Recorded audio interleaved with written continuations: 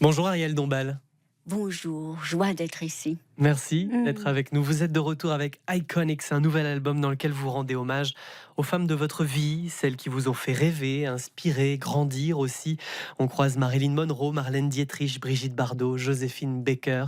Sans elles, vous ne seriez pas devenue la femme que vous êtes? Ah, ça, je ne sais pas, mais probablement pas, parce que ce sont comme des figures de mère titulaires, et puis ce sont des étoiles brillantes qui ont été mes modèles, parmi mes modèles, parce qu'évidemment, je ne pouvais pas faire un triple album, parce que j'ai beaucoup d'admiration pour les femmes et ces figures de combattantes merveilleuses, qui sont tout de même au carrefour des arts, puisque c'est en général des femmes qui ont chanté, mais qui ont fait du cinéma, qui ont fait plusieurs disciplines à la fois, des héroïnes. C'est quoi la différence entre une légende et une icône? Je dirais que c'est un peu la même chose, parce que pour moi, la légende, c'est quelque chose qui traverse les époques, et c'est des êtres qui cristallisent de l'amour. C'est la même chose pour les icônes. On va dérouler le fil de votre vie et de ces femmes qui vous ont bousculé d'une certaine manière. Commençons par parler de la chanson Woman Just a Woman, qui est un hommage à Simone de Beauvoir. Je crois que c'est la lecture de Mémoire d'une jeune fille rangée qui vous a, d'une certaine manière, rendu féministe. Oui, c'est vrai, parce que j'ai lu ça vers les 15 ans, et je me disais, mais mon Dieu, c'est très difficile pour moi. Je ne savais même pas ce que ça voulait dire être une féministe. Voilà. Et puis, j'ai lu donc Mémoire d'une jeune fille rangée, cette réflexion sur la condition féminine et tous les droits et les devoirs. Et c'est en même temps sur, de manière... euh, comme était Simone de Beauvoir, avec une étude très approfondie, biologiquement, psychanalytiquement, sociologiquement, voilà, toute la position de la femme au XXe siècle. Elle, c'était au XXe siècle, maintenant nous sommes au XXIe, et il y a eu beaucoup d'acquis grâce à elle. C'est une figure majeure, et donc Simone de Beauvoir est une grande amoureuse aussi, et la compagne de Sartre, et elle a positionné les femmes sur une orbite tout à fait nouvelle et formidable. Donc j'ai écrit cet hymne aux femmes, Woman Just a Woman, et qui explique aussi toutes, toutes les merveilleuses aventures féminines, et le contrepoint quelquefois du préjugé. Voilà.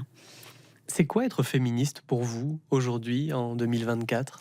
Eh bien, c'est notamment se préoccuper du sort de nos contemporaines. C'est-à-dire que nous sommes, nous les occidentales, femmes au XXIe siècle, dans un mouchoir de poche, à pouvoir lutter et dire et faire avancer la condition des femmes. Mais hélas, nous sommes très peu à pouvoir parler et à pouvoir brandir les idées, parce que il y a des retours effrayants, comme en Afghanistan, où tout à coup, voilà, les femmes n'ont plus le droit aux études, des régressions effrayantes, tellement de pays au monde où elles ont pas accès à beaucoup de choses, où elles sont évidemment pas payées le même salaire pour les mêmes emplois. Enfin, il y a toutes ces revendications féministes qui ne sont pas acquises. Vous êtes l'une des premières femmes à avoir réalisé aussi des films très rapidement, après avoir été comédienne. C'est vrai. 2 carrières que vous avez menées de front. Comment vous regardez le mouvement MeToo, par exemple, qui bouscule le cinéma depuis quelques mois aujourd'hui en Oui, France? eh bien, je trouve que d'une certaine manière, il est nécessaire, mais moi, je n'aime pas, évidemment, je suis quelqu'un, je n'aime pas je n'aime pas la meute derrière une personne. Je n'aime pas ça, la ligne. Je suis quelqu'un de pacifiste et d'aimant, et bon, il faut passer par une certaine violence et une certaine position absolument catégorique, extrême et jugeante et pénalisante, pour faire changer un peu les choses. Mais je ne peux pas dire que j'aime ça, mais c'est nécessaire. La libération de la parole, ça c'est bien. Mais ça... La libération de la parole, évidemment. Ariel Dombal, votre maman est décédée alors que vous n'aviez que 11 ans. Est-ce que traverser l'adolescence sans une figure féminine, ça a pu être compliqué pour vous? Oh, évidemment, et je crois que toutes ces figures de femmes que l'on retrouve dans Iconics, ce sont des mères de substitution. Ce sont des femmes qui m'ont éblouie et qui m'ont fait celle que je suis. Je me suis dit, ah bon, vraiment, Judy Garland qui a cette voix incroyable, cet enfant qui est dans ce monde enchanté, on peut devenir ça. C'est cette figure-là. Et puis après, Joséphine Baker, cette insolence de l'étrangère qui arrive et qui conquiert Paris avec sa jupe en banane et toute son insolence exotique, et qui, face aux préjugés, arrive à fendre les choses et à devenir une chanteuse adorée et une figure majeure. Voilà, il y a Joséphine Baker, euh, il y a Peggy Lee qui est un peu oubliée maintenant, mais qui a écrit notamment Fever, que je chante. Et je vois, je regardais l'autre jour sur ChatGPT, et ben Fever, on me dit New Policy, ça va être, c'est interdit, c'est maintenant, il y a ces nouvelles censures de tous les côtés. Or, les artistes sont faits pour être, pour ne pas avoir de censure. Mais voilà, ces femmes, elles sont audacieuses. Marlène Dietrich, qui est la première aussi à s'être habillée en homme et être allée dans les backrooms. Voilà. Et il y a une musique qui s'appelle, voilà, le backroom. C'est à l'adolescence, justement, après le départ de votre mère, que vous avez décidé de réussir votre vie, entre guillemets?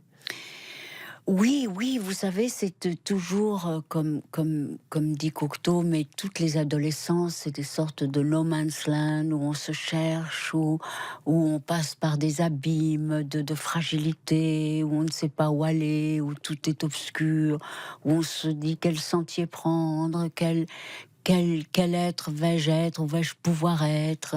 C'est un passage toujours très très grand, mais très long, très laborieux, mais nous les artistes, on reste des éternels enfants, on ne se trouve jamais vraiment, et c'est bien ainsi, on est toujours comme des funambules. Marquer les esprits, ça a été un moteur pour vous? Marquer les esprits, non, pas spécialement marquer les esprits, c'est-à-dire se révéler et révéler l'être qu'on est avec toute sa singularité. Moi, j'ai vraiment 3 cultures, américaine, française et, et mexicaine. Et je viens d'une famille très écrasante, avec que des gens très très brillants. Mon grand-père ambassadeur, un milieu, extrêmement brillant. Et je me sentais comme une espèce de petit animal, voilà, et il a fallu euh, s'affirmer petit à petit. Ce n'est pas une chose qui vient du jour au lendemain, c'est tout un long process. C'est ce qui vous fait dire: «Je suis né sophistiqué, j'ai appris à être naturel»? Oui, j'ai peut-être dit ça. Oui, c'est Comment vrai. comment on apprend à devenir naturel, alors? C'est-à-dire qu'on apprend à s'adapter. Et on apprend, moi j'ai des grandes capacités d'adaptation. Vous pouvez me mettre dans n'importe quel milieu, je me sens bien. C'est-à-dire que je vois l'être humain et non pas la fonction des gens. Ce qui est un très grand avantage, et c'est très important de voir les êtres, de les sentir, de sentir qui ils sont, de les deviner, et non pas de mettre tout de suite des étiquettes de leur fonction, de leur pouvoir ou de leur je ne sais quoi. Je vois les êtres tels qu'ils sont et c'est eux qui m'attirent. Mais sophistiqué, vous l'êtes toujours? Je ne sais pas, parce que ça, on ne peut pas être au balcon et se regarder marcher. Je ne sais pas si je le suis. On me dit que je suis glamour, on me dit que je suis excentrique, on me dit tellement de choses. Iconique aussi. Et iconique. Et donc, voilà, tout ça fait une sorte de portrait qui m'échappe. Est-ce que vous diriez que vous avez bâti un personnage? Est-ce que la Ariel que j'ai en face de moi est la même à la maison? Ah, je suis absolument tout à fait en cohérence. Je suis toujours la même. Et c'est pour ça que peut-être que dans certaines situations, je suis quelqu'un finalement d'assez cash. Je dis les choses et je ne... Voilà, je suis un être de composition quand je suis au cinéma et quand je suis dans des rôles. Alors là, je suis métamorphosée. Mais dans la vie, j'ai pas besoin de ça. D'ailleurs, on vous a reproché tout cela dès vos débuts, dès votre arrivée à Paris, quand vous Oui. embrassez ce métier, que vous entrez au conservatoire, on vous disait trop ostentatoire. On me disait: «Oui, Ariel, c'est la moderne, elle est, il faut être plus classique, il faut être, plus rangé justement, plus rangé, plus conforme, plus conformiste, plus dans des chapelles, plus, sous des labels» et moi, c'est no logo, no logo. Et c'est justement parce que vous êtes différente que vous avez fait carrière d'une certaine manière, que vous avez embrassé les arts. Absolument et que j'ai pu, pour moi, je suis dans un carrefour. Les arts se mélangent, c'est comme des transfusions sanguines. Par exemple, quand je fais un film, eh bien, je commence toujours par la musique. La musique du film crée des climats. Voilà, les arts se conjuguent. Ma connaissance de la danse m'aide aussi beaucoup. Euh, on est une personne, on se doit, si on est un artiste, d'être pluridisciplinaire et être sensible aux autres, aux choses, à l'époque, au mouvement. On va pas être quelqu'un de statufié. Autre chanson, Blonde Vénus, hommage à Brigitte Bardot. Vous êtes encore au Mexique quand vous voyez Et Dieu créa la femme pour la première fois. Le film de Roger Vadim, c'est une claque pour vous aussi, comme Non, ouvrir le livre de Beauvoir? en réalité, non. J'ai connu Brigitte Bardot, je l'ai d'abord entendue, parce que je l'ai entendue avec Serge Gainsbourg. Mes parents mettaient cet album et on entendait Harley Davidson. Et donc je me suis dit, ah tiens, ce Serge Gainsbourg avec cette actrice, je l'ai donc d'abord entendu. Et puis après, j'ai trouvé évidemment, comme la planète entière, et ça arrivait au Mexique aussi, qui avait là une figure tellement éblouissante de beauté. Et puis ensuite, j'ai admiré Brigitte Bardot, comme nous tous d'ailleurs, d'être la première femme vraiment dans le mouvement écologique et de bien-être des animaux. Et ça, c'était très insolent à son époque. Et Dieu sait que on l'a critiquée pour ça et on s'est moqué d'elle. Et elle a été le fer de lance de tout ce mouvement qui, heureusement, est en train d'être pris par toute la jeunesse mondiale. Vous aimez l'insolence? Oui, j'aime l'insolence et j'aime l'audace et j'aime le courage. Elle avait tout cela, Brigitte Bardot, à ses débuts, évidemment. Bardot, elle est blonde, elle est sublime, elle est moderne. Est-ce que vous vous identifiez à elle? Je m'identifie à beaucoup de figures de femmes. C'est en quoi Iconics, des figures, des profils féminins assez différents, mais chacune est une aventurière de sa propre vie et c'est un modèle. C'est vrai que j'admire aussi Shirley Bassey, je reprends Diamonds Are Forever, parce que j'aime cette voix tout à coup, cette femme qui affirme cette audace et qui va d'ailleurs faire les musiques de 3 James Bond. Et là aussi, c'est des figures un peu guerrières. Vous auriez fait une bonne James Bond girl, non? Je préfère chanter que être une James Bond girl. Dans la chanson, on entend Blondes have more fun. Oui, ça Vous êtes c'était... d'accord? Vous confirmez? Écoutez, là, en revanche, Marilyn Monroe, je crois que toutes les actrices de la Terre ont quelque chose de Marilyn, parce elle était blonde, she had a lot of fun, mais c'était un personnage assez tragique. Dans le fond, une orpheline, quelqu'un d'un peu perdu et qui finit par se suicider. Et c'est aussi cette idée de la vulnérabilité qui est tellement gracieuse chez elle. Elle est dépassée par sa beauté, Marilyn, mais elle a une vulnérabilité qui fait que on est très touché. Voilà. Je préfère Marilyn à Mae West, c'est vrai. Mae West est tout en apparence et tout en affirmation physique, et elle n'a pas cette fêlure merveilleuse qu'a Marilyn. Blondes have more fun, les blondes s'amusent plus. Vous diriez que vous vous êtes amusé dans cette vie? Eh bien, quand on regarde Some Like It Hot, on rit beaucoup, parce qu'il y a cette espèce d'extraordinaire tendresse, finalement, pour les hommes déguisés en femmes, pour les malentendus, pour le charme de l'existence qui fait que l'on rit. Et moi, j'aime rire, ça c'est certain, et j'aime m'amuser. Mais je reste une énigme à mes propres yeux, parce que comme tout le monde, s'amuser n'est pas... C'est en effet un but, mais ça n'arrive pas toujours. La liberté que vous incarnez aussi, vous la devez à quoi, à votre avis? À beaucoup de travail, parce que quand on remplit des Olympias, ou quand on fait de grands concerts, ou quand on a la chance d'être dans des films qui sont très aimés, il y a derrière beaucoup de travail et aussi beaucoup d'audace, parce qu'il ne faut pas avoir des œillères, il faut se dire qu'on est des êtres assez illimités, et que l'on peut se permettre beaucoup de choses dans une vie. On n'a pas à nous dire « Ah non, ne fais pas ça », on n'a pas à nous censurer. Vous avez fait un choix aussi moderne, audacieux, c'est celui de ne pas avoir eu d'enfant.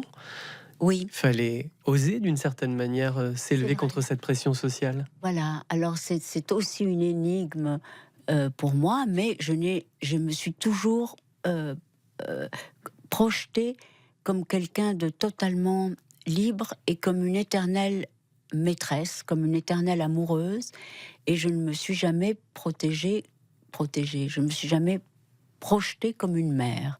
Et c'est donc une décision. Et c'est une décision parce qu'il y a une pression sociale. On m'a dit « Mais Ariel, bientôt tu ne pourras plus avoir d'enfants ». Mais j'étais toujours très déterminée à ne pas avoir d'enfants. C'est un choix. Et comme ça, je suis un éternel enfant et j'ai l'impression d'être la même que la jeune fille que je suis, que j'ai été. Et c'est une position que j'aime. Vous êtes votre propre enfant. Oui.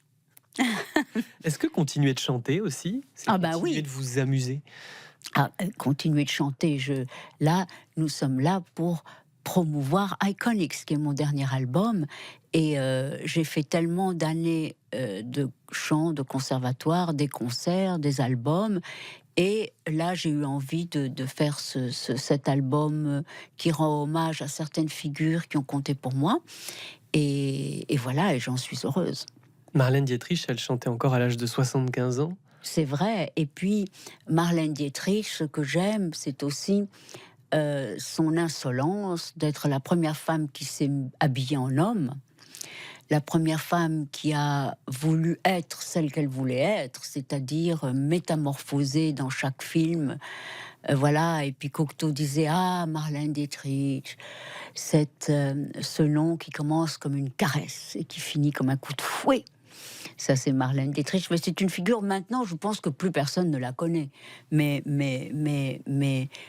moi, je lui rends hommage parce que je l'aime et qu'elle m'a fait découvrir tout un spectre de possibilités féminines.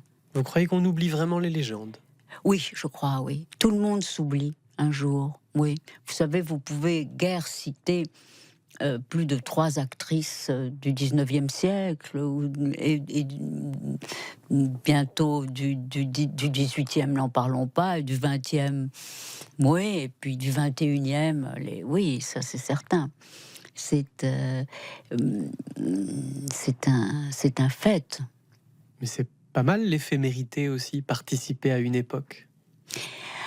Il faut participer à une époque et il faut toujours être en phase avec son époque. C'est-à-dire que moi, j'aime beaucoup mon époque et je suis en phase avec mon époque. Ce qui fait que j'ai des amis de tous les âges et je m'entends avec des gens de milieux très différents. Et je trouve que ça, c'est une très grande volupté et une très grande force. Vous avez des amis très jeunes aussi? Ah oui, j'ai étrangement beaucoup de fans très très jeunes. J'ai chanté il y a 3 jours au Bœuf sur le Toit dans un showcase et j'ai vu que j'avais un nombre considérable de très beaux et de très belles jeunes filles, donc j'étais ravie. Il y a une blonde encore plus populaire que Brigitte Bardot, c'est Barbie. Dans la chanson Barbie Conique, vous lui déclarez tout votre amour. Pourquoi est-ce qu'elle vous fascine, cette poupée Barbie? Ben, ça a été ma première poupée, la première poupée qui a fait que j'ai pu cristalliser sur une poupée le futur, parce que c'était une petite jeune fille avec une panoplie incroyable. Et donc c'est la première féministe, je dis poupée féministe, parce qu'elle pouvait aussi bien être avocate que femme à la maison, que championne de patin à glace, que sirène, que princesse, que femme médecin, qu'astronaute, que conductrice de camion. Et tout ça, les petites filles se disent « Ah bon, on peut être tout ça ?» C'est formidable. Vous, c'était la patineuse artistique, votre préférée, je crois. Ah ben la patineuse et la sirène, je dois dire. La petite sirène, en plus, avec la queue qui s'allume, ça c'est une merveille. Est-ce qu'elle vous a donné des ailes, Barbie, d'une certaine manière aussi? Je vous crois, a oui. offert un peu de rêve, Oui, quoi. oui, oui, oui, absolument. Elle m'a, à un moment donné, gênée, parce qu'on disait toujours « Ah, Ariel, c'est la poupée Barbie », physiquement, et que j'étais réduite à cela. Et puis après, je me suis dit « Mais au fond, que m'a-t-elle donné ?» Eh bien, beaucoup. Cette poupée m'a fait rêver, comme elle a fait rêver des millions de petites filles. Quand vous sortez votre deuxième film de réalisatrice, Les Pyramides Bleues, le Nouvel Observateur avait titré La poupée Barbie fait son cinéma. Voilà, alors ça, c'est exactement l'exemple qui m'a hyper blessée. Je veux dire, je dirigeais un film tripartite américain, français et mexicain avec Omar Sharif, Pedro Almendaris, 2000 figurants, une chose énorme. J'avais 26 ans, c'était quelque chose d'immensément courageux et de formidable. Et voilà, le Nouvel Observateur, à l'époque, comme ça, très misogyne, etc. Elle est blonde, elle est... Hein, alors évidemment, faire un film, ça énervait les gens. Et j'ai eu ce titre, voilà. Qui vous a blessé. Ah oui, bien sûr. Mais vous avez continué. C'était très réducteur. Alors après, je me suis éloignée des blessures, du préjugé. Je me suis dit, si je suis blessée par ça, alors vraiment, on n'en finit pas. Et donc, voilà, au contraire, dans Iconic, je lui rends hommage. Et Charlie Voudou, qui est un merveilleux compositeur, avec qui a composé l'album, avec moi, qui est aussi, comme moi, quelqu'un issu du classique, du conservatoire de musique, et qui maintenant est celui qui accompagne toutes les drag queens chez Madame Arthur. Et c'est un merveilleux musicien, et c'est lui qui a eu l'idée de Barbie et qui a composé Barbie pour moi. Vous aimez les figures des drag queens? Oui, j'aime beaucoup. Oui, parce que je trouve que d'abord, ce sont les plus pop. C'est maintenant les hommes qui osent être le plus sophistiqués. Les femmes n'osent plus. Les femmes sont plutôt low profile et souliers plats. Et voilà. Et ce sont les drag queens qui sont les plus inventives et les plus libérées pour être des pop stars. Est-ce que vous avez vu le film Barbie de Greta Gerwig? Oui, et j'ai vu pas seulement le film Barbie de Greta Gerwig, mais Les filles du docteur Marsh, que j'ai bien aimé. Et Greta Gerwig est une très talentueuse metteuse en scène. Et c'est bien qu'elle soit comme ça à la tête de la présidence du Festival de Cannes, parce que she's a girl, she knows what she's talking about. She's a real director. Elle a réhabilité Barbie d'une certaine manière. Oui, d'une certaine manière, oui, absolument. Parce qu'elle a été pendant quelques années aussi victime, elle aussi, Barbie, de son image. Bien sûr. Ça, ce sont les préjugés anti-féminins, quoi. Vous allez donner des concerts dans les prochains mois avec ce projet musical? Oui, absolument. Oui, en novembre et décembre, il y aura des concerts. Ariel, vous êtes aussi sociétaire des grosses têtes ici à RTL Oh, avec Laurent RTL est Ruquier. ma maison. Mais oui, je m'amuse tellement. Alors, vous savez, Laurent Ruquier a beaucoup insisté pour que j'entre aux grosses têtes. Et moi, je ne voulais pas, parce que je ne connaissais pas les grosses têtes. Je ne savais pas très bien ce que c'était. J'avais cette idée de bouvard et de vieux libidineux qui ricanent. Et j'ai finalement dit oui à Laurent. Et je suis très heureuse. Je me dis que je n'ai pas besoin de psychanalyse. Avec Laurent et toute la bande des grosses têtes, on rit, c'est vraiment l'esprit et la fulgurance au poste de commande, et ça fait un bien fou. On n'a pas besoin de psychanalyse si on fait les grosses têtes. On sent que vous vous amusez, que vous êtes dans aucun personnage là aussi, que vous êtes vous-même et sans filtre aux grosses têtes. Oui, absolument. Et puis je me fais des tas de camarades et je me sens un peu comme à l'école, parce que les gens se charrient les uns les autres, et donc c'est rafraîchissant, quoi. C'est une émission tout à fait unique. Et puis j'ai appris que c'est l'émission qui est la plus écoutée de France. En podcast. Alors on est une sorte de super top. Ben, tant mieux. Là aussi, il y a beaucoup de jeunes qui ont dû vous découvrir et qui doivent vous aimer beaucoup grâce aux grosses têtes. Je ne sais pas. Peut-être. En tout cas, c'est vrai, dans les trains et tout ça, il y a des gens qui s'approchent, qui me disent « Oh, vous me faites tellement rire aux grosses têtes. » Tant mieux. Vous avez des projets au cinéma, sur scène, sinon dans les prochains mois? Ah oui, oui, oui, j'ai beaucoup de projets. Je suis quelqu'un qui a trop de projets, Vaut mieux ça que l'inverse. je crois. Merci Ariel Dombal.